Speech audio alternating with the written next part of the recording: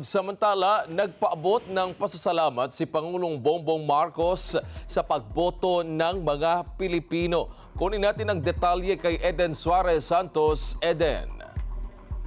Yes, Wedge, pinasalamatan nga ni Pangulong Ferdinand Marcos Jr. ang bawat Pilipinong bumoto sa 2025 midterm elections. Sinabi ng Pangulo sa kanyang pahayag na bumalik muli ang demokrasya sa katatapos na mapayapa, maayos at may dignidad na halalan. Anya, ito rin ay pagdiriwang ng nagpapatuloy at panawagan na kumilos sa mga tunay na hamon na kinakaharap ng mga Pilipino.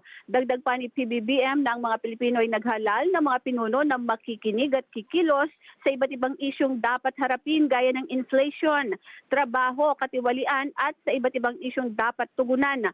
Pinasalamatan din ng Pangulo ang mga sumuporta sa mga kandidato ng alyansa para sa bagong Pilipinas sa tiwalang ibinigay ng mga ito.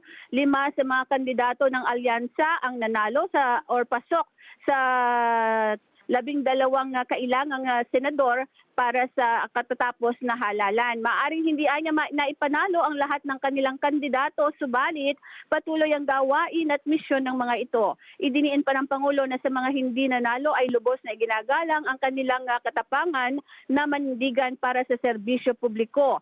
Iniaabot naman ng Pangulo ang kanyang kamay sa mga bagong halal na pinuno ng bansa, anuman ang partido o koalisyon ng mga ito. Giniit pa niya na sama-samang lahat sa pagsulong na may bukas na isipan at iisang layunin. Para sa Mata ng Halalan 2025, Eden Santos, matatag, matapang, matapat.